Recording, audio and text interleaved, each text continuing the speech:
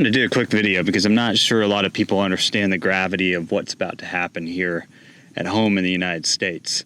We've seen this war break out in Hamas and Israel, and I was reading a columnist that I follow, a journalist, back in December, and everybody was kind of making their predictions for what would happen in 2023. A lot of people were still focused at that time on the Russian-Ukraine conflict and thinking that that would, spill over into other conflicts. And this one journalist kind of laid out a timeline of events that went all the way out to 2024 with China invading Taiwan. And the next significant event that they were talking about was exactly what we're seeing right now in the Middle East. And the scary thing about this is that, play for play, we've kind of seen these things work themselves out. And in my opinion, when you look at what's happening out there, it's very well orchestrated, and it feels like, some of these things are playing out of a playbook. Some of the points that they made was that the war that breaks out in the Middle East would be much different than what we'd seen before. Not only will it be a larger regional conflict, but here at home, it would divide our country even more. And we've seen that. We saw that with the insurrection at the Capitol yesterday, and that's what it was. It was an insurrection. 10,000 people paraded through the Capitol and took over Capitol buildings, disrupting government from operating. There were reports of conflicts with Capitol Police. What they did was an insurrection. Whether or not they'll be charged that way, I doubt it. We only do that to certain groups of people. Other organizations that attempt to shut down our government, they're not bad. The point is that we're already seeing it here at home. And they talked about the impacts that this event would have on free speech because of the unilateral support for one side or the other. Anything you say that doesn't fit the dialogue will have more support blocking that. And I think that at times like these, whoa, got a little smoky there for a second. Times like these, it's really important for us to remember to embrace fact and stay away from unconfirmed accounts of things. An example of that would be, when the Hamas invaded Israel, there was a lot of discussion of beheadings of children, and there were, from what I could tell, there were some confirmed cases where that happened, but it wasn't, this widespread thing where they did it to every single one. What happened was horrendous. I mean, what these people did, it's hard to consider them human beings after what they did to the Israelis. And by the way, that is a prime example of why we have our Second Amendment. Israel had very strict gun control laws, and their civilians were virtually sitting out there unprotected, and that is what happens. We have the Second Amendment for two reasons: to protect the Constitution and to protect our civilians from things like that. So I think, what we saw there was horrific. I question the intelligence around it. There's a lot of, in my opinion, a lot of political willpower to let something like that happen in order to go to war. And I'm not saying that's what happened. I'm just saying that I question the lack of intelligence leading up to the Hamas invasion of Israel, the Hamas terrorist attack of Israel. And terrorism, the word terrorism, what they're doing is they're terrorizing. It's a war tactic, right? You terrorize people to the point where they're no longer going to want to occupy that region. And they make it as horrific as possible. It's something that we've seen throughout history, and people are always quick to call them savages, which again, like I said, it's hard to see them the way they want to be seen after they've committed such horrendous acts. But anyway, my point is that as this thing erupts, whether you support the Palestinians or Israelis, personally, I don't want my kids going over there and fighting in this war. And it's not because I don't lean towards one side or the other. It's because, I don't feel that our involvement is worth my children's lives. At the end of the day, this particular situation is going to intensify what we've already experienced here in the U.S. of censorship, political bias that tears people apart. And it's happening at an unusual time where, we've already put billions of dollars into the war with Russia and Ukraine, the conflict over there. This particular situation could be a breaking point for us on numerous levels. When you talk about, inflation, the price of oil and gas, when you start thinking about these things. And I don't think, from reading what I've read about the different positions on this thing, I don't think you can count on Qatar. I don't think you can count on Saudi Arabia. I don't think you can count on Jordan to be on our side of it. A lot of these groups seem to be leaning more towards the political viewpoint of groups like Russia and China. And China, on this particular instance, they're big supporters of Iran, and Iran is a big supporter of Hamas. I'm not sure that you can even count them out as possibly being, in some sort of way, an instigator of what's happening. Because if we get involved in this situation, it could be the breaking point for the U.S. dollar. And if that happens, we're going to be in complete chaos here at home. We're going to be in complete chaos with people disagreeing with each other, with misinformation coming out on both sides, and then over-censorship of the topics as that rolls out, because we know that's going to happen. It already is happening, right? People are already under attack for their viewpoints on it. And I don't want to get too much into my viewpoints on this particular subject because, I do think that the Gaza Strip, those people have been incarcerated on that strip for a long period of time. And I feel like when you do that, you create terrorists. That's what happened with Osama bin Laden. He was a terrorist that we created. I used to work in D.C. I went to a lot of hearings on the Middle East and different threats that we faced. And it was pretty well known that we created that terrorist group through our own actions. And now we had to figure out a way to deal with it. That doesn't excuse the terrorism. Not at all. That is what happened is inexcusable. My bigger concern is what's going to happen here. Because if we get involved in this financially, it's going to break the U.S. dollar. Either way we look at it, we're not going to have people agreeing on this topic. So you're going to have more disruption socially here in the United States at a time when we've already seen, extreme odds with people. And on top of that, we're heading into an election year. That's only going to intensify even more. So this is, I think we're heading into times that are bigger than the summer of, rage from BLM and all that. I think we're heading into times where we're going to see some real terrorist activity on our own soil. We're going to see some real social disruptions, some real insurrections like we saw yesterday. That's going to leave us in an extremely vulnerable position for the third phase of what this particular analyst felt would be the lead into complete world war. Because this conflict, it already has brought us into it. We've already sent over aircraft carriers. We've already primed 2,000 troops to go over there. We're already fighting in Iraq. There were reports of fighting happening in Iraq, targeting our troops out in Iraq. So we're not going to be involved. We are already involved in the war in the Middle East, and we'll be sending more and more over there until, without even a declaration of war from our country, we will be at war.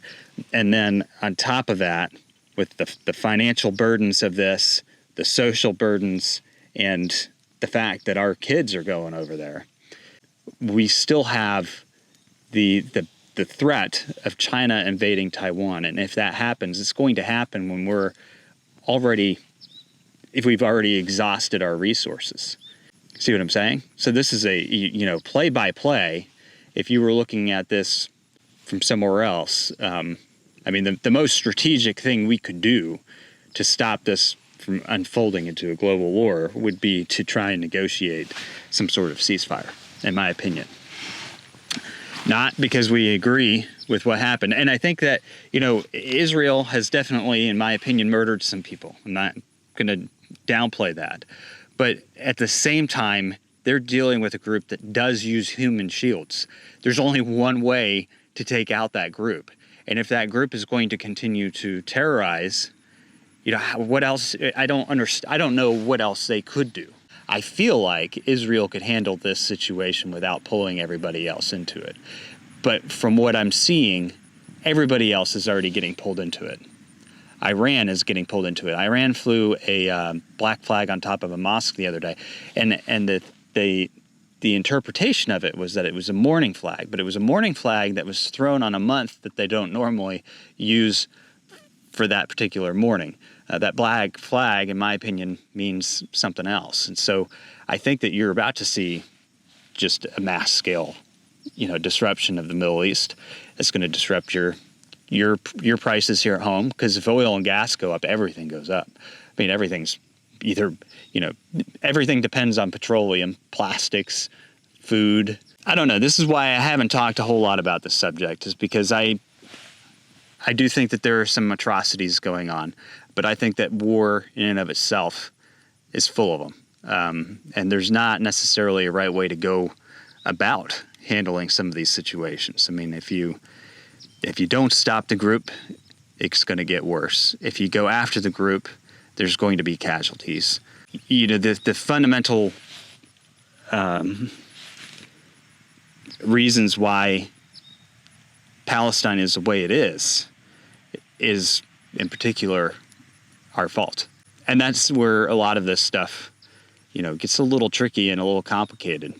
But you can't look at it objectively here in the United States. If you look at it objectively, then you're, you know how people react to objective thinking, right?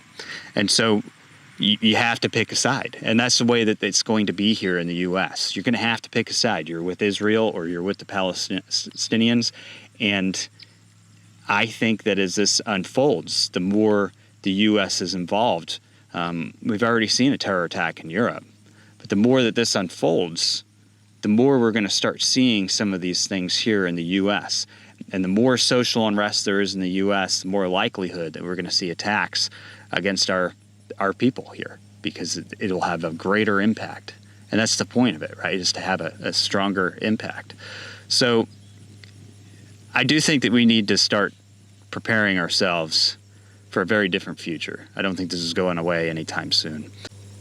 I was watching for a while thinking, well, we might actually get through the year without that analyst predictions coming to fruition, but it's happened. It's going on now.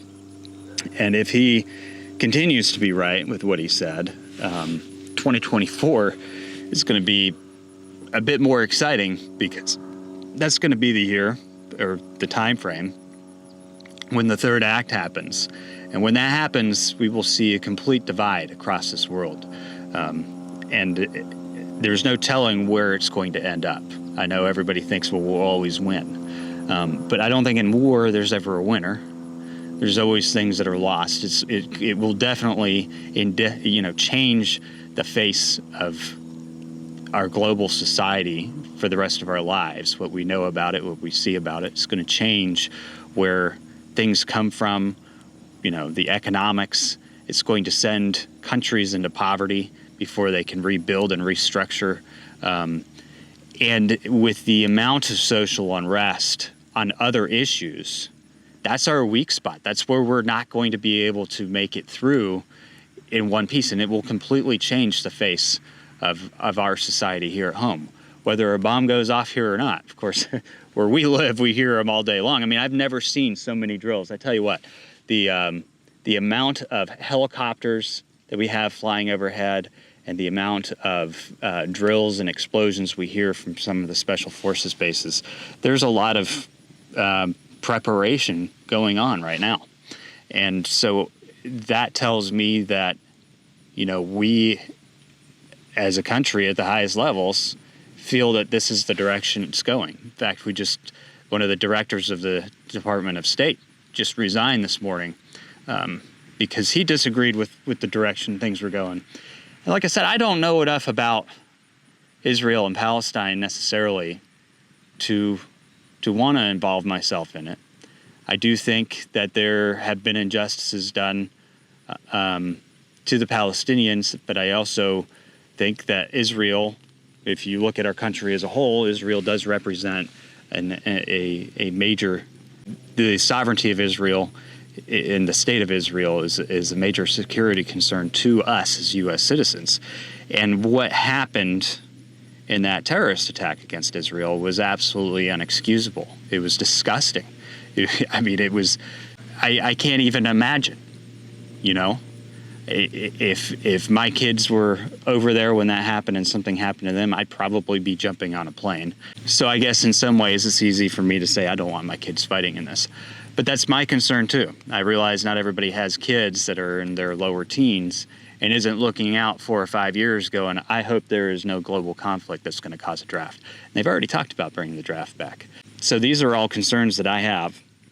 And I don't know that there's a whole lot that I can do or you can do independently about it. The only thing that we can do is try and maintain ourselves and our communities as these things unfold and as these decouplings happen, because they are going to happen. We cannot, I mean, if you've looked at the U.S. debt, I don't think anybody realizes how fragile this situation is. We can't afford to continue to help Ukraine, and we definitely can't afford to be assisting Israel. We're going to do it anyway, I mean, because that's just the way it is. There's hardly anybody in Congress who's not going to step in to help Israel. So the problem that we now face is the inevitable collapse of the U.S. dollar, the inevitable inflation that's going to come from energy prices. And we've already milked our reserve. I mean, we have put ourselves into a mousetrap. It almost feels like we've been played a little bit. And a lot of us have been warning about that for a while. But now it's gotten to that point where, you know, what else could happen? Now we've just got to go through this direction and hope we come out the other side in one piece. But like I said, that's going to also depend on us, how we treat our families, how we treat our kids, and how we treat our community during these times. You know, it's time to start thinking of the world and what was required of us as we did back in World War I and II. Because this particular conflict, like I said, if you look at the geopolitical issues surrounding this particular conflict, the way in which people are leaning over this particular conflict, there are a lot of countries, Turkey, Syria, they all want our bases out of there. This is their opportunity. So this is going to be a much larger scale thing than I think a lot of people realize. This isn't just going to be a Middle East war. And those terrorism tactics of fighting that war are going to end up on our soil at some point in time. We've let way too many people across the border. We know that individuals from these organizations have crossed our border. And I think that this was a timed event. I think that all of this is timed and planned. And I feel like we just, you know, have the wrong people at the helm to walk us right into a mousetrap, unless they wanted to walk into it. So that's my thoughts on that subject, and why I haven't talked too much about it is just because it's a tough pill to swallow when you see things that you disagree with on both sides. But you also, but it's something we're going to have to get used to, you know, because the fact of the matter is, this is the direction we've gone. War has atrocities, it has collateral damage. Now, you know, what are the next steps? I don't think that we're going to see a ceasefire. I think we're going to see very quick escalation. Anyway, stay tuned. I'll have more As a Man Thinketh coming out in the future. And thank you to those who have helped us get our youth development fund started. We're getting close to being able to submit our first grant to our first group, so that's exciting. And we're hoping that we can continue to develop that side of our nonprofit. Meet My Neighbor Productions has been kind of our philanthropy for our channel for since 2020, and it's done a lot of great things as far as helping to educate people on, agriculture, society, and a lot of the things that I care about. And you guys watch As a Man Thinketh and listen to this podcast. So, if you haven't supported it, I suggest supporting it. Some people have complained about PayPal. Part of that is, I've thought about setting up a Venmo because we have several different projects going on. It's an accounting thing.